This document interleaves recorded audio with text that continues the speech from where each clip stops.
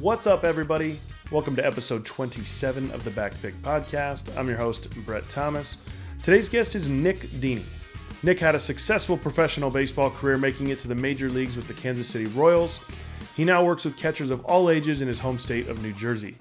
Nick talks about his own transformation as a catcher, needing to prioritize receiving and making certain adjustments to make himself a better receiver.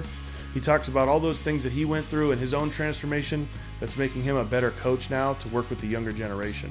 We dove a ton into youth catching, all the things that we're teaching these guys, and all the things that they're dealing with. Another great episode for all you youth catchers and coaches and parents of catchers. Hope you guys enjoy it.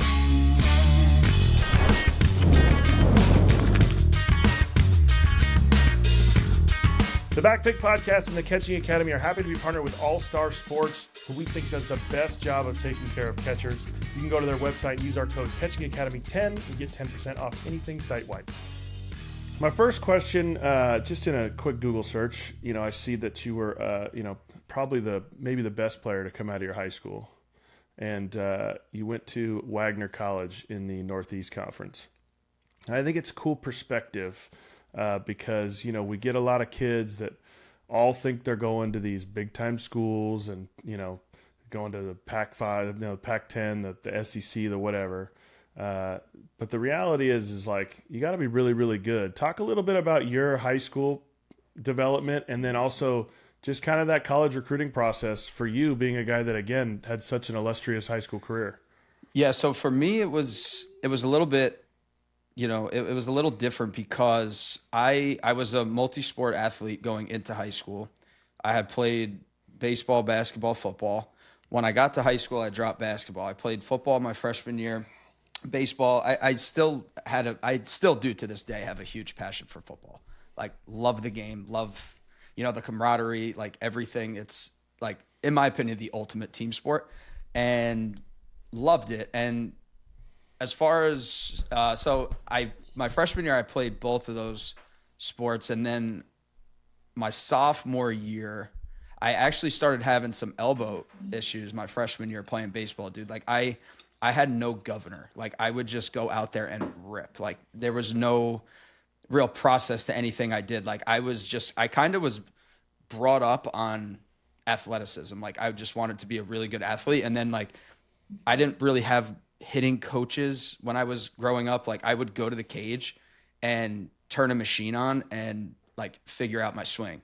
From the catching perspective, I didn't catch when I was in high school. Like I was a infielder, outfield. I played all over the field, which I think really helped in terms of understanding the game from different vantage points. Like my freshman year, I was an outfielder and played a little third base. My sophomore year, because I was on an arm injury, like I kind of had a lingering arm issue, I played a lot of first base. And then I actually, going into my junior year, that's the summer of my sophomore year, I was actually at a showcase, blew my elbow out. Full Tommy John surgery in September of 2009, I believe. And, I stopped playing football so I could, get my arm right. Because by that point, I kind of knew that baseball was going to be the road for me. So that was another reason to just, forget football, as sad as that was. So I spent my junior year, man, rehabbing an elbow. I did a lot of DHing. And then by the end of the year, I was at an 8-month recovery. I got back and I got in the outfield and played a little bit of second base. And then, so that was a tough point for me too, because I had a really good junior year offensively. And during that's an important time in the recruiting process. And I lost out. Not many people are interested in a 5'8" DH. So I found that out rather quickly. Luckily, Wagner College was interested in me. And dude, I took one other visit to University of Rhode Island and went there, never really heard anything back from them, went to Wagner. They had made an offer to me, and I just jumped on it. I thought it was a good opportunity for me, especially at that point in my career, because number one, it was the only thing I had. Number two, it was close to home. It was a smaller school. I thought I'd be able to focus a little bit more on the stuff that I needed to focus on and not be distracted by the things that come with a big university. And So I ended up going there, and it was the best thing for me, man. I had family that lived on Staten Island. My family was, 45 minutes, an hour away. If anything, I could go get that dose of home if I needed it. And I was able to, it was, like I said, it was the best thing that happened for me, because I went in and I played right away. And then, let me go back a little bit to my senior year of high school. That's when I started. My arm was like fully recovered. I had committed to play baseball at Wagner. I was playing some shortstop. I did a little bit of catching my senior year. Go into college, but I was recruited as a middle infielder. So my whole freshman year, I played second base. I was a second baseman was able to start from day one of my freshman year. And my sophomore year, the returning catcher had gotten hurt, and I had told our head coach, I'm like, hey, I have a little bit of experience catching, and put the gear back on, got behind the plate, and kind of just took off from there. But I kind of survived just on pure athleticism, and the idea of me being like playing all those positions, playing multiple sports, and being athletic helped me to be able to just go behind the plate and just rely on athleticism. Luckily, my bat was able to play it at enough of a level that, hey, this guy can catch and he hits. Here we go. You know what I mean? So it was a really weird point there too. The bat, right? I think we get a little bit. Sometimes we get our catchers, kind of buy into this. Well, if I'm a good defensive catcher, you got to hit. I mean, period. No matter where you're at, you have to. Especially, like, in my opinion, just to get to the next level. It's one thing when they're projecting you at a professional level, at a major league level. You know what I mean? They might, like, if you're supremely talented defensively, they'll overlook some things. But at that point, you got to hit. You got to hit. You can, when you get to the highest level, that's where you try to figure out, I got to find a role to make money, right?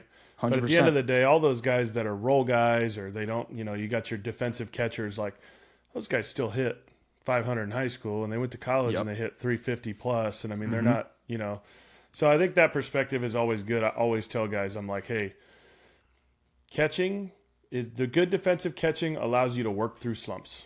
When you're 1 for 12 and you're catching well, they don't take you out of the lineup. You're playing left field, you're 1 for 12 and you're not hitting well. See you later. Next guy up, right? Then you get things going again. You go 7 for 12 the next week and you're right back to it. But it's just an avenue to help you stay in the lineup. But your bat has to get you in the lineup first. 100%. And that was my career in a nutshell, man. As even at the professional level, like I said, I got a late start to catching, and it was a really weird period because I was drafted in 2015, and then so the whole new age of catching wasn't it started to become a thing, but it really wasn't. And the organization I was with, they weren't really implementing that or practicing that, so it was. I'm trying to figure out how to catch at a professional level, and while also trying to, as time goes on now, transition into this new age of catching. So I never really, I say all the time, I don't think I learned how to catch till I was 28 years old.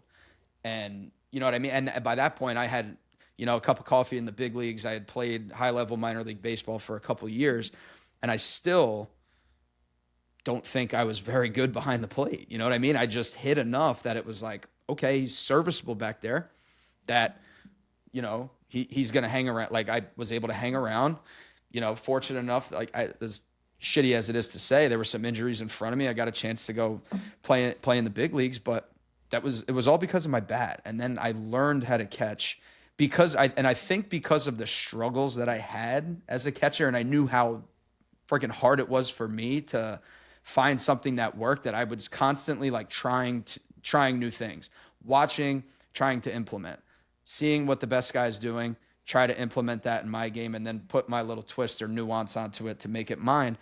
And I just, by that time it was too late. You know what I mean? I was 28 years old, cup of coffee in the big leagues, like post-COVID year. I had a back injury later in my career, and then, that was it. So that's where my real passion for catching comes from, because I know how hard it was for me to kind of have an identity behind the plate. You know what I mean? Something that I knew every year, like, this is what I do.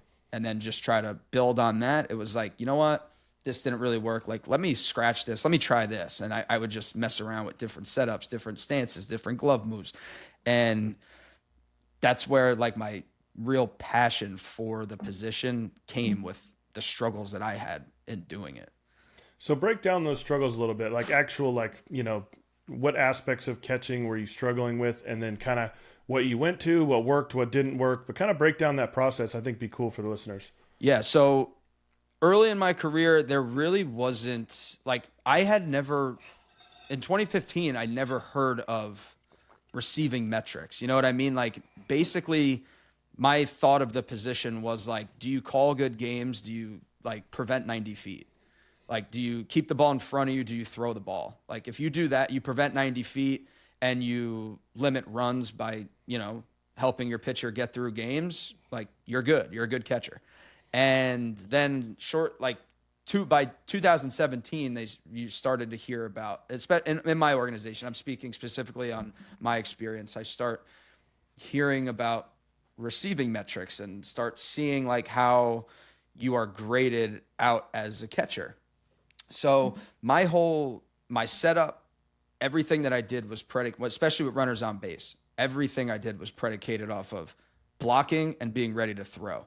Receiving was just like, okay, I'm just going to catch the ball. Like, if it's there, I'm just going to hold the ball. I wasn't moving the ball. I was just trying to have soft hands, catch the ball, give the umpire a good look, and that was it. There was no thought of, okay, these borderline pitches, I need to, you know, take a good route and bring the ball back to the edge of the plate or to the middle of the plate. It was just sit there, catch, and be ready to block, and there's speed on the bags, be ready to throw. And then I started to see, like, I wasn't grading out as a good receiver, and that was kind of the knock on me, was doesn't receive the ball. So once I knew, like, that was really the priority for, like, these evaluators, that receiving is at the top of the importance scale, now I had to start trying to tailor what I was doing towards receiving the ball. And I'll never forget, man, like, I watch myself for what I know now, I watch myself catch in the big leagues, and it was gross. Like, it makes me sick to watch it, because, like, you would watch it in a second and you'd be like, all right, this kid, all he's doing is thinking about blocking the ball and keeping the ball in front of him, because it's like, okay, at the pitcher lift, I'm getting that big bounce, you know what I mean? I'm jumping up to try to keep my body in motion so that it's easier for me to get into that blocking position. I'm bouncing so I can, like, I feel like I can move a little better to make a throw, like, athletic. And, like, I was just not, like, I was terrible. Really, really breaking balls, I was bad catching at the bottom. Fastballs, it wasn't so bad, but, like, if you threw a breaking ball at the bottom, I wasn't getting you a strike. With runners on base, with nobody on, I was okay. So, like, watching that, so that was really my, like, wake up call to it. Like, I got DFA'd after the season, and they had told me, yeah, you have to be better at receiving the ball. So I'm like, okay. So I go into 2020 or in 2019 off season, and I completely, like, revamp what I'm doing. Like, I changed my setup. I'm not trying to move behind the plate. Like, I go to one knee. Like, I start experimenting one knee down. I like it. I'm a smaller guy, and I was able to have leverage at the bottom of the zone, like, organically in a traditional stance, but even more so on a knee down. So I was like, I could really do some damage at the bottom of the zone if I do implement this. And then, dude, like, COVID year kind of screwed everybody, so I'm not going to give the woe is me story. Just, it is what it is. 21, blow my back out. Just another year where, so I'm in the big leagues 2019, and I essentially lose 2 years of playing. And then I sign with the Mets in 22, and I put up positive receiving numbers. There was just, you know, by that time there was not really a need. I was a depth option for the team in AAA. And Francisco Alvarez was right behind me. He starts banging it out in AA. He gets called up to AAA, and and now I'm sitting there watching him, and honestly watching him and learning, you know what I mean? Like at that point, and he's another guy, perfect example of a guy who, they always knew he was going to hit, and then you see him and he's working on receiving. I'm learning the one knee down stance. The Royals never really taught the one knee down stance. Like there was a little bit, and the Mets really got into the thick of how to position your body, like how you can set your glove on certain pitch types, how you could, create leverage to different areas of the zone, understanding what the pitcher's doing. So I started to really understand all the nuance that comes with receiving the baseball at a later age. And for the first time in my career, I was a positive receiver that year with the Mets. And the same thing in 2023, I signed on with Tampa Bay. I was in AAA with Tampa. And the first month of the year, I was lights out receiving the ball. And then they implemented the robot umpire, and that just kind of put a damper on a lot of things. So, but yeah, dude, I didn't really understand anything about it. I just relied on athleticism until I was told, like, hey, dude, like, you can't receive the ball. And then I knew I had to change something. And that's when I really did a deep dive into all of this stuff, started implementing it, and saw the results that came with those changes. That deep dive, was it just like you on your own? You're just going, all right, who's the best and doing this? Yep. Did you have somebody specifically that off season that you relied on to work with, or?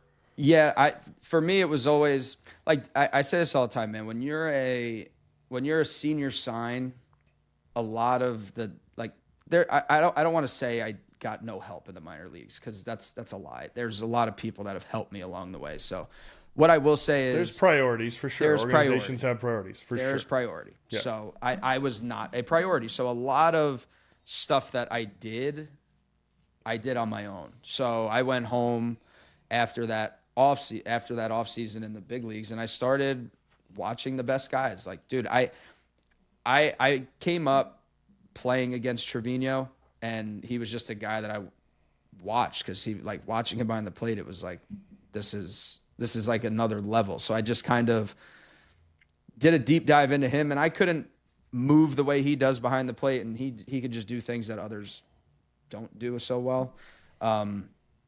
But I tried to implement it. Like, he was another guy similar in size. We're not far off in stature. So I tried to just implement knee down. I saw, like, how early he gets his glove down and, like, gets his glove engaged into the ground, how long he holds the glove into the ground. My whole career, I battled this, like, move with my glove to feel some sense of security, like, coming up towards my chest. So I even when I was better at receiving, I still had this little turn that I had to try to get rid of, because that was just that's where I went for comfort. You know what I mean? It was just, hey, I feel like that my glove is accessible to me, closer to my body, like up.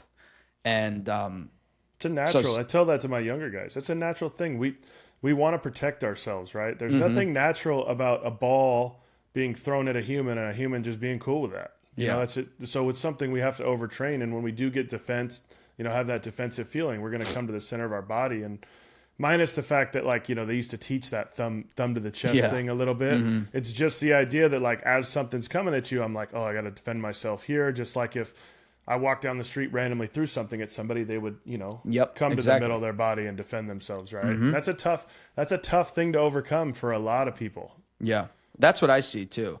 Like, especially the kids that I work with now, guys that are learning how to hold the ground and learning the move and how they should be working their glove. Most of the time you see the people that do struggle with it initially, it's just this disengagement from the ground too early and the glove getting too high and turned toward them.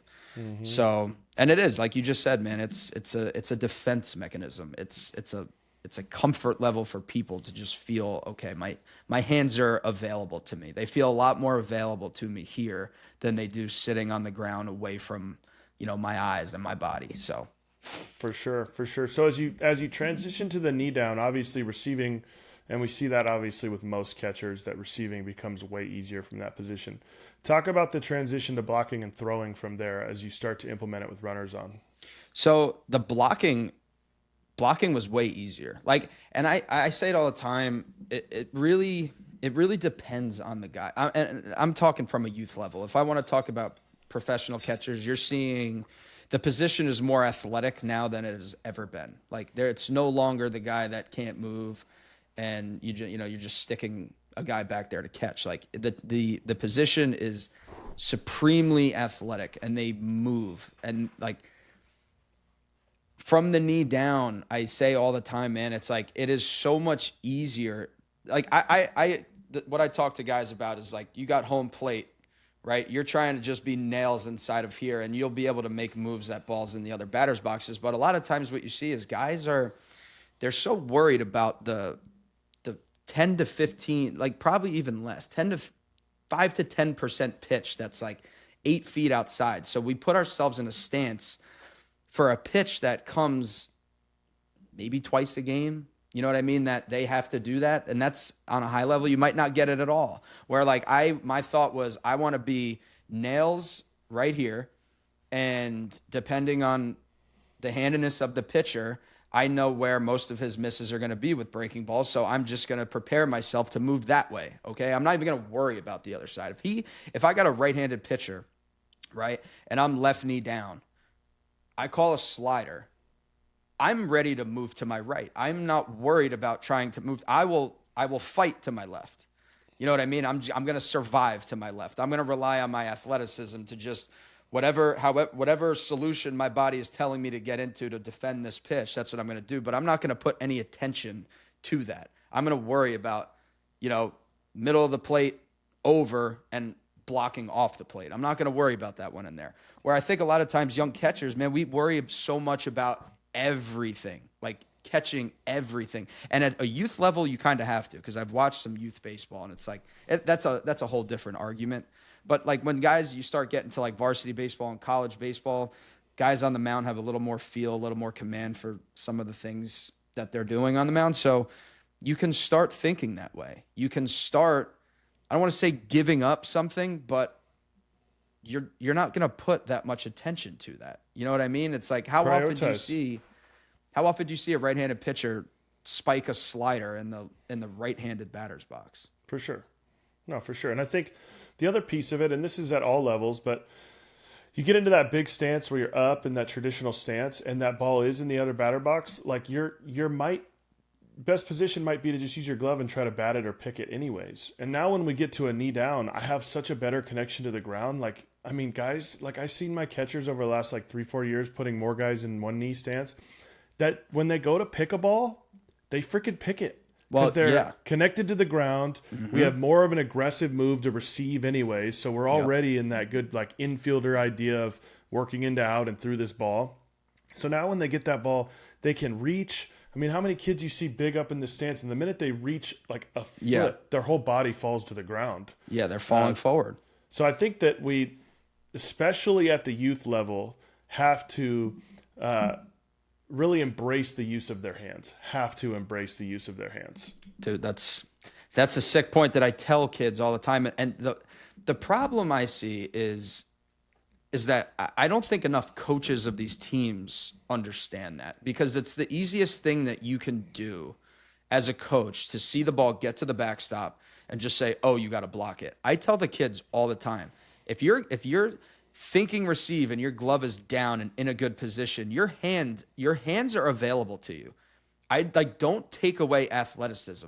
You know what I mean? I don't want to take away your ability to receive. I don't want you to turn, because what happens is now you start seeing dudes turn balls that could be received into blocks because the thought is block, where I want you to be nails in here receiving. And if you're not in a position to get yourself down in time, your glove's available to you and your glove's in a good spot and you're going to have some success picking the ball. We just have there's this notion that picking the ball is like, it's either laziness or it's, you're not ready. You don't want to block, where it's like, no, dude, like I'm putting my attention to something and then I'm just trusting the work that I've put in and all the data that I've, accumulated in watching balls like be released out of the pitcher's hand that I'm going to see the ball down and be able to get down and block.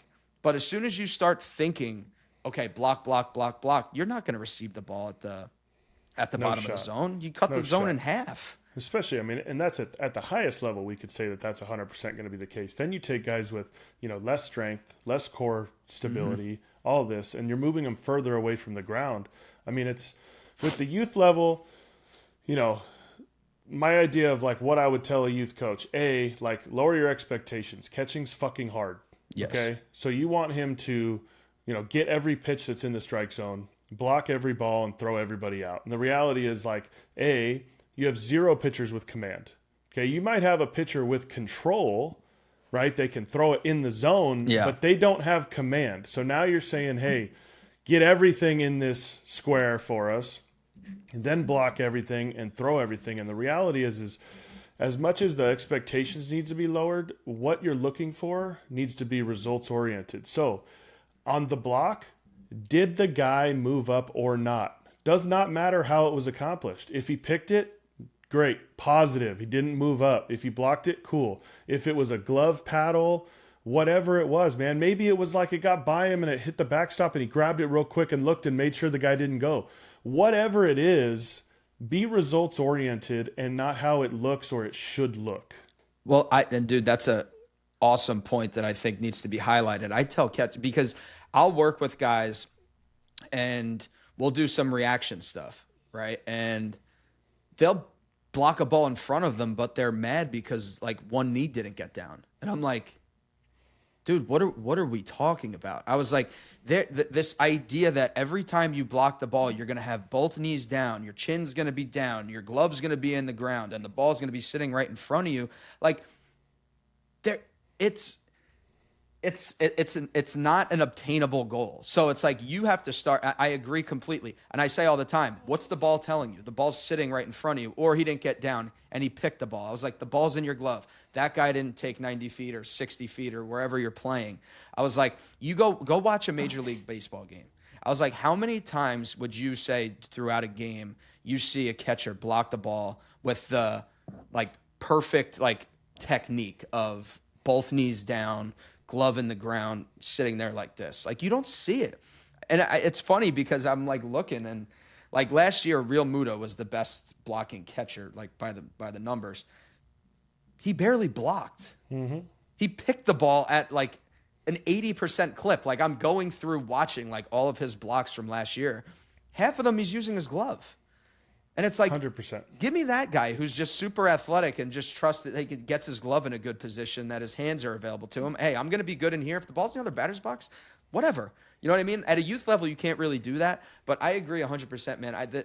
And I just think the position is so undertaught, like at a youth level, that not enough people understand how hard it is, that we have this, like you said, this expectation that they need to be able to do all of these things. Where you look in the major leagues, it's like there's 3 guys right now that are in the top 5 in all 3 of those categories. And one of them, Trevino, he's a platinum glove winner at the major league level. Like, a lot of times guys excel at one thing and then you see a little dip in something else. Like, that's just what you see. So this thought that they're going to be able to do all of those things at an extremely high level all the time is just, it's not an obtainable goal. And how many chances they have, right? I mean, it's like, how many times we see the shortstop kick a ball and the coach goes, hey, you're all right, next one's coming.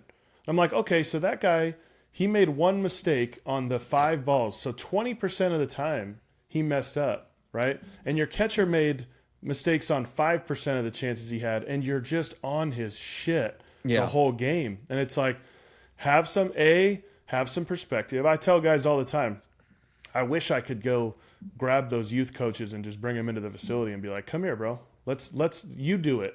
Yep. And then you'll see how freaking hard it is. I'll put a 9-year-old pitcher there, and I want you to catch everything and block everything, and then I'll show you what you can do to make it easier. But it's like, have a little bit of perspective and understanding that, dude, it's so freaking hard. And the knee down is massively important to the youth catcher. And this is something that I know that there's like some kind of controversy on, like, oh, that's only the big league level, blah, blah, blah. The reality is if you put a kid on his knee, the amount of connection to the ground and control that he has to do whatever he needs to do is 10 times better. You've got guys playing travel ball at 8, 9, 10 years old where pitchers don't know how to hold guys on anyway. Like, and we're going, well, you can't throw from there. Like, doesn't matter. They can't throw anybody out. Yeah. Who the hell cares, you know? Yeah. So it's like, just get them in a position where they feel comfortable. And like, that's why when we first start teaching blocking at like the youngest of ages, like we don't talk about technique. We just like, I'll literally put a L screen behind them and I'll like have a foam ball and I'll just kick the ball like I'm a soccer player, throw whatever, and just be like, don't let it hit the screen. Mm-hmm. I don't care how you do it. Just don't let it hit the screen, and just get the mentality of like figuring out how we're going to not let it get by us, instead of figuring out you got to get to here and do all this. And the biggest piece of the traditional stance when we're moving down to block is just the collision that it causes. And that's another piece. Like now you have these like young kids who actually do get down to block and they're aggressive to get down to block. But because they're getting down at such a force to get down to the ground, the ball hits their chest and flies off. Flies away. Doesn't matter, right? And that's another thing, the one knee down. And like you're talking about, even if you don't get the second knee down, like you're so soft and absorbing this ball instead of creating a collision to hit it. 100%. I agree completely, because I see it all the time. Like I had a kid last night who I'm working with, and you see it. He's in a traditional and his butt's up, and we're trying to get him into a one knee down stance. So sometimes it's hard for these catchers to get buy-in, and I think it's because there's such a disconnect, right, between like what I do, what you do, and the coaches that are coaching them, 100%. right? So you brought up a good point, how like these coaches are getting on these catchers for, you know, five, let's call it mess ups in 100 pitches a game, right? Kids are scared to catch. Like there's not enough catchers, because kids have a fear of catching, because like there is such a spotlight on the position and you are involved every play, and it opens you up to more criticism. And these coaches, like you said, really don't understand how hard it is to do all of those things. And then secondly, you brought up a great point of there's this stigma around one knee down, that it's laziness, or like youth catchers shouldn't do it. That's only for the major league catchers, because of, you know, the guys on the mound. They don't understand the benefit that it brings. So I was talking about the kid last night. Like he's in this traditional stance and he has such force going to the ground. Like you said, he falls forward. So even when he's like, when we're doing these reaction drills, he's going to catch the ball, and a ball like, and I'm talking like potentially strikes, especially at his at that level, he's falling over to catch the ball. It's like he has no body control, where it's like, dude, just get on the knee and worry about these pitches in here, and then be an athlete till the ball's away from you. We'll learn how to get there. You know what I mean? We'll find solutions along the way that work for us, that'll help you get, you know, those 5-10% pitches that you're going to have to block throughout a season. But like, let's nail down these ones in here. Like, let's be good catching the ball in this area. Let's be good blocking the ball right in front of the plate and out in front of it. And then we'll go from there. We'll figure the other stuff out. Be let's competitive not worry. Everywhere else. That's all we need. You know, That's it. Like, and that's it. That's the thing, is there's a way, and I have so many catchers that come in and they're, you know, I'm like, how are you blocking? Like, good. I'm not getting the second knee down. I'm picking too many balls. You know, I'm like, okay, evaluate yourself on this. Are runners moving up often? No. Okay. Stop thinking that it's some certain way. And I am a true believer that if we took, obviously you got to have a catcher with some hand skill, but the idea being like, if you just went an entire season and tried to pick every single ball, and then you went an entire season and tried to block every single ball, 100% would be more effective picking every single ball. Now, I don't mean that they should do that, but it's just the idea of like, there's certain pitches we can, certain pitches we can't. But it just has to become the norm to just say, hey, use your glove, use whatever it takes to make sure that runners don't move up. Exactly. Like I said, it's so refreshing to hear, because I get all the time, and I genuinely feel for these kids, because it's like, dude, I'll tell you a story. I have a kid, high school kid, senior, big kid too, good hands. And he came to me this offseason. He's like, I want to learn the knee down. So we fixed his whole move. He kind of was the guy that just like floated his glove, kind of the same issues that I had catching. And like, he never really, you know, got underneath pitches, like he was getting to the top of everything, getting extended too early. So it's like, all right, we're going to put him on a knee. Move starts to get really good. He gets comfortable being on the ground. He's taking care of the balls in that area. He gets to his season, high school season, and his coach tells him, oh, we don't do a one knee down here. Kid tears a ligament in his thumb the first week of the season because he just spent 4 months working on something and changing something defensively that would have benefited him, did benefit him in the results that we've seen, in a cage. And then they just scrap it week 1, day 1. Like, we don't do that here. You're not allowed to do that because it looks lazy. Because guys aren't educated on it, man. And they just don't understand. Like, just be results oriented. Like I tell guys all the time, hey, if you're catching on a knee and you're not doing well, like, you have to change. Like, I'm not like just do it to do it, but like those coaches have to give them leeway to just see how it works, see what they can do. Does it, does he block? Does he throw? Is he effective? Great. Let's just let him do it. But again, the lack of receiving metrics at that level is difficult, right? Because you get to the point of that's really what the separator is. I have guys and had a group of my high school guys.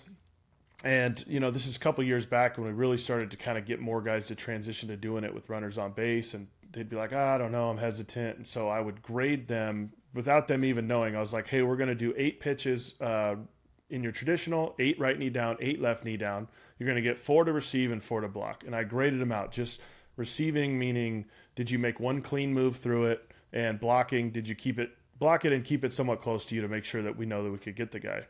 And pull all the data out when they're done. We run through this whole thing, and I go, let's look at all the blocking numbers. And they were all very similar, right? I mean, they still blocked well on 2 feet, and they blocked well on a knee. They're all similar. And then I was like, all right, let's look at the receiving numbers. And the receiving numbers from traditional stance was like, like insane how poor it was. And I'm like, guys, even if you were to take you won't, but even if you were to take a 10% hit on your blocking to make a 50% gain on your receiving, that's a massive difference. And I say it all the time. I was like, you may go, hopefully this happens. You might go a game where you don't have to block. Every single game that you show up and you put the gear on and you get behind the plate, you will have to catch the baseball. How we don't put the importance and the emphasis on catching the baseball and catching the baseball efficiently, I don't know. Like I said, I just don't think enough coaches understand. And there was a big word you said there that I wanted to highlight is leeway. Give these catchers leeway and freedom to explore this option and see what it could do. Because I also believe that there's a lot of coaches, and I a lot of times speak to what I see out here, right? I can't talk about what I see in like where you are in Northern California or in other parts of the country. I could speak on Northeast baseball, okay? And a lot of times what I see is these coaches, because they have that stigma on the one knee down, that they'll, okay, yeah, go ahead. As soon as something bad happens or a ball gets by them or they make a throwing error, it's like, see, told you, doesn't work. Where you are literally sitting there waiting for this kid to fail, that he inevitably is going to fail. You are waiting for that moment so you can have your aha, I told you so moment. So leeway is such a big thing. How about the idea that all of a sudden now, because guys catch on a knee, guys never missed a fucking block on 2 feet ever. Exactly. Like every single time. Exactly. Oh, yep, 2 feet, you would have blocked it. Like, because we were 100% blocking balls when we were on 2 feet. Yeah. Like, it's insane. And they're like nobody. I've never thrown the ball in the shitter over the shortstop's head or throw it a friggin' 2-seam that just goes into right center. Like, that's never happened from a traditional stance. It's a stigma, man, and and that's why I appreciate what guys like yourself are doing, because I have seen it firsthand of guys that have come in the cage. Now, I've seen some of the guys implement this knee down stance, and I see that it works, right? And I'm also in the camp too, right? And I'm sure you can agree. If a guy can do it from a traditional stance, I'm not going to sit there and tell him, hey, get in one knee. I'm not one knee, like one size fits all. You have to, like, as somebody that's trying to develop catchers, you have to, okay, get in your stance. That's the first thing I do. Okay, you come in the cage. It's our first session together. It's like, okay, get in your stance with nobody on. Okay, now get in your stance with runners on. And as soon as you see the stance, you are going to, like, because you know what you're talking about, you're going to say, okay, you'll be okay doing this. This is where you're going to struggle, just based off of how you're set up, right? So it's like, when you understand that, and especially, like, I've failed so freaking much and I've tried so many different things that, like, all these stances that these kids get into, like, dude, I lived it. I've seen it. I understand it. Like, this is what you're going to struggle with because of this, right? And you tell them that. And then you try to adjust their stance accordingly based off of what they do and how you think I could help put you in a better position to do everything that you want to do. Where when if a kid comes in and he's got good posture in a traditional, and he can make good, clean moves out in front of him to handle the low pitch, and then get himself in a position to block from there, I'm not changing him. I'm not getting him out of a traditional. Like, dude, you can do everything that it takes to be a really good catcher. So I'm not going to change what you're doing. But if I have a guy that lacks mobility in his hips and core stability, and he's like all the way to his left, right? He gets deep into his left hip. Now that ball to your arm side, dude, you're going to drag that ball to your arm side. Mm-hmm. Like, you're not going to be able to receive that ball. You're not going to be able to block that ball. You're going to reach to that pitch. Like, there's just things that you're not going to be able to do based off of how you're set up, where when you don't really understand the nuance of the position, it's hard to, or it's I guess for somebody that doesn't know, it's hard to understand, hey, why are you in a knee down stance? Well, because he can't catch half of the plate. Mm-hmm. And I think there's also a misconception that you have to be in one stance. And I think we're seeing that more than ever in the big leagues now. It's like guys are going, okay, glove side, ball's moving to my left, I'm in X stance, arm side to this, I mean, and we're going prioritizing. So to me, like, I 100% agree. Like, it's our job to expose them to as many things as possible. It's their job to figure out where they feel comfortable. And I know for a fact I have catchers catching in a traditional with runners on, and they're not as good as they would be a knee down, but they're comfortable. And I can't, that outweighs everything else. Everything. Right? So I'm exposing them to certain things. Now, when we start to do more, I go, hey, you know what? When you're left knee down, you're not quite as good X, Y, and Z, and, right knee, whatever. So let's prioritize. Let's figure out, when do we go to this stance? When do we go to this stance?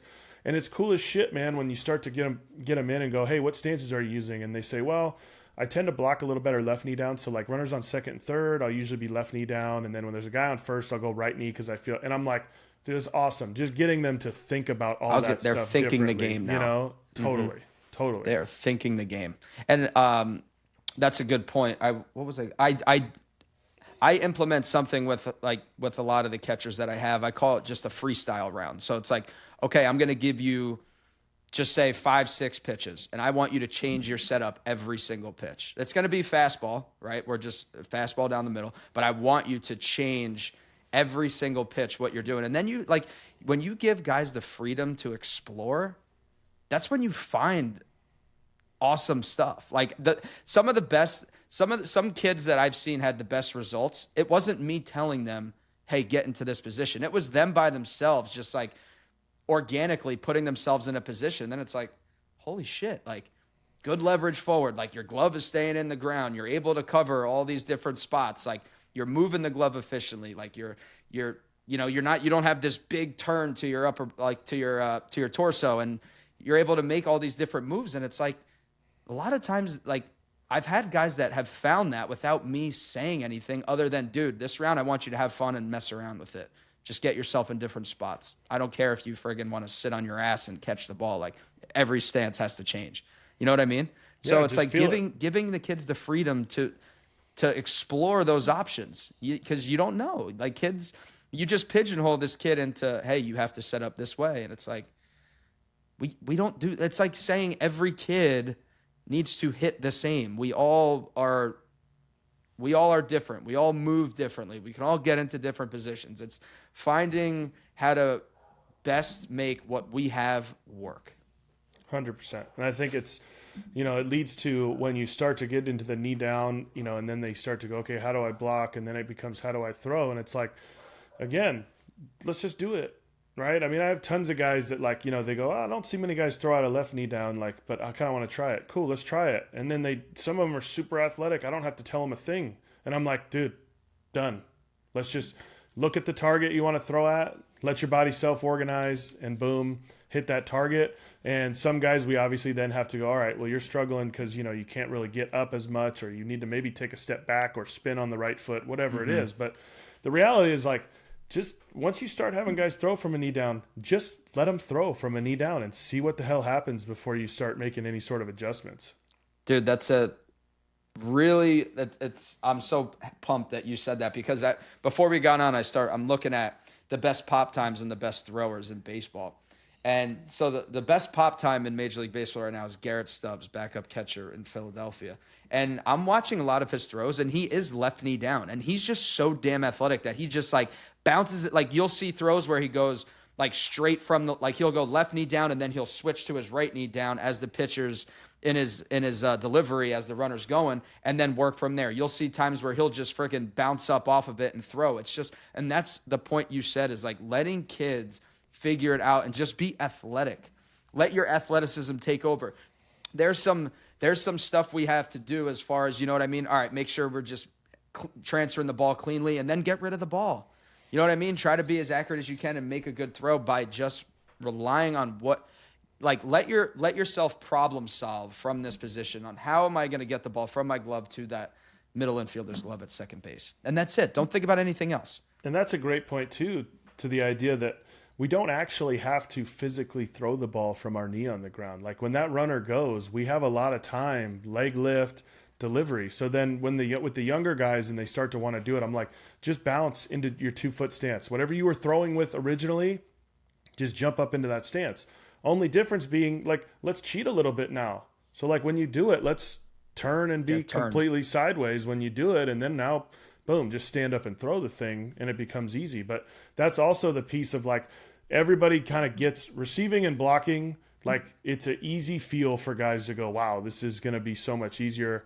Throwing is difficult. And I go, don't think that you're throwing from a knee down. You're just throwing from your traditional stance. You just got to jump into that stance when you hear that runner call. Yeah, that's what I find too, is whenever you try to introduce the knee down stance, the fear is throwing.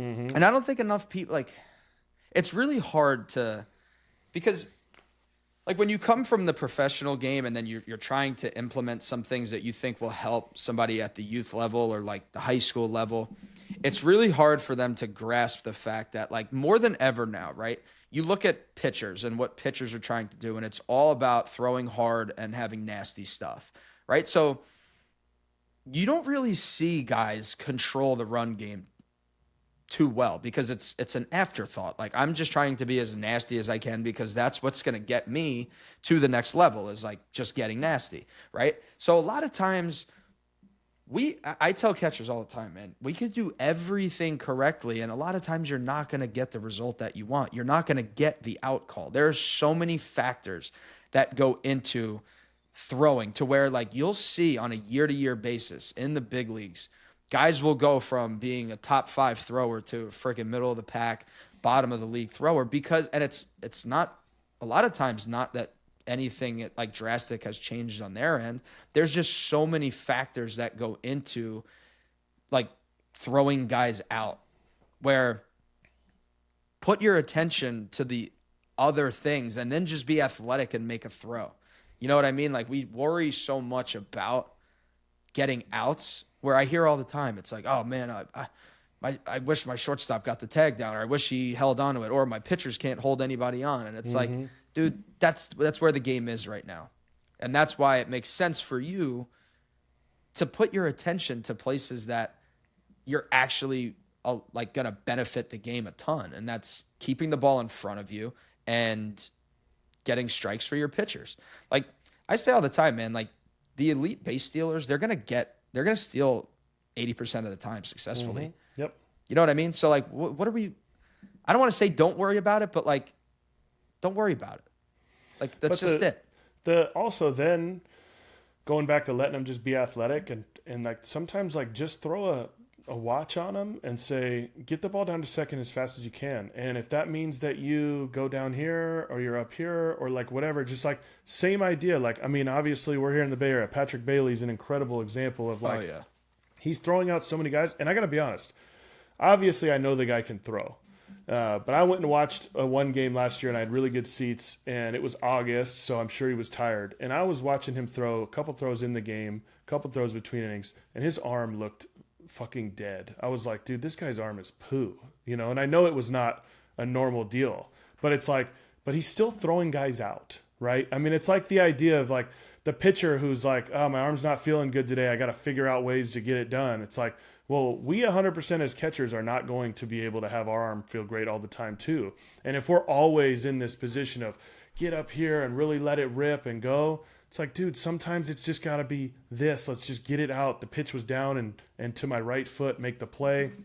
And then when we start to do that, then it's like, dude, that guy got a crazy good jump. I'm going to just boom. Let's just get this airborne and see what happens. And you might get some guys that get good jumps. But if you're always going to the exact same mechanic, every ball's got to come here, arm's got to get to here, we have zero shot. Yep. And it's fun. Like, and that's another thing I had written down. Like, I was looking at the top 5 pop times, and some notes I had were elite athletes who can throw from multiple angles, multiple setups, and they just get rid of the ball. And I see it, dude. A lot of times, like we have a kid at our high school, and like this happened yesterday. His best throw of the year was yesterday on a like 1-6 delivery that he had no shot of throwing anybody out, where he was just like no thought whatsoever, just catch and get rid of the ball. It was by far his best throw of the year. Why? Because there's not worried about how he's moving. He's just, I got to get it and go. That's it. It's like we put too much, like you said it, man. You put too much thought into, okay, this is how it needs to be done, right? There are steps like from a young age that you can teach, like not taking the ball back behind you, like getting the ball out of your glove, and then being an athlete after that. Like that's the biggest thing I see is like most kids, like they'll start moving their feet before they even have the ball. Now their lower half is gone. They're spinning up top. For sure. You know what I mean? So it's like catch the ball and transfer it at, like get the ball out. Don't carry your glove back here and transfer back here. Give yourself room to get your arm back, like with the ball in your hand, and just be an athlete. Like get rid of it. And that's why I have guys do all the time, like double play feeds. Like, okay, I'll have guys like catchers will start and we'll just I'll flip the ball. I want you to act like a shortstop and just catch it and get rid of it. Like we'll field ground balls so that we can just try to feel athletic in our feet.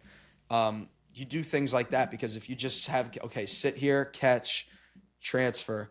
Now put your right foot in the ground. Now put your left foot in the ground. Arm, you know what I mean? Like it's too robotic of a move that if we can just, like you said, have guys, and that's a really good thought, man, is like just put a freaking watch in your hand and say, okay, get it there as fast as you can. After I left college, my coach, he got one of those Fungo Man. Have you seen those things? Those like big old, it's like the big, like, it's got like the 2 wheels like a jugs, but it like does anything. You like program it to do whatever you want. Okay.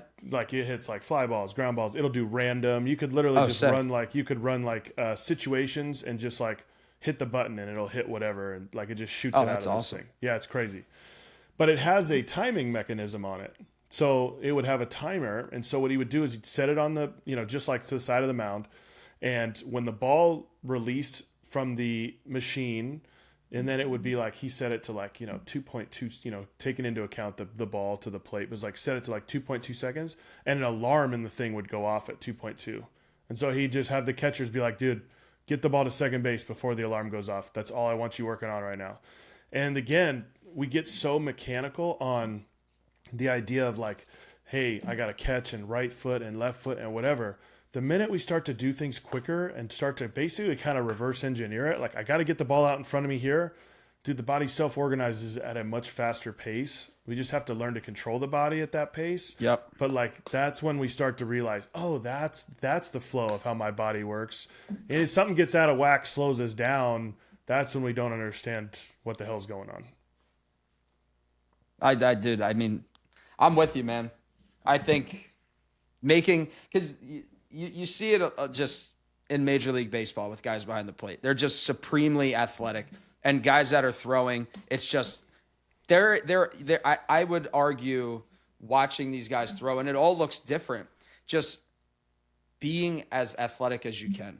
And that's why I think too, like at an early age, man, play as much as you can. Like go through different movements, like be able to contort your body into these different, get bendy and do all these different things, because it's going to help you. It's going to help you. It doesn't make you stagnant. And that's why I think like when you just have a kid do something one way and program them one way, there's really no solution to, because it's really hard, right? Like dude, I've watched Bailey's throws where he'll catch a right-handed slider in the left-handed batter's box and freaking make a throw from like below three, like almost like submarine, yeah, where it's like almost dragging the ground, and he's just throwing the ball to the bag and he's getting outs. It's like just get the ball there, get the ball out and go. Totally. Like just go, figure it out and just throw the ball. That's why I think implementing like athletic throws is just. It's a good mechanism for it. You know what I mean? Just absolutely be as athletic as you can when you throw. For sure. This has been awesome, dude. I'll go to our last segment here. It's called Baseball Bites, presented by Black Bear Diner. And I have this goal of creating this like map of all the best food places surrounding baseball. So I ask everybody on the podcast, anywhere along your journey, whether it was high school, college, playing in pro ball, those different cities, maybe it's somewhere just home. Give me one place that sticks out for food. This is tough. It can be multiple if you got a multiple in your mind. Okay. I'm gonna give you some like small town stuff that like at like minor league cities that like you wouldn't really think of. So like that's the stuff we love. Des Moines, Iowa, there was a pizza joint called Fong's.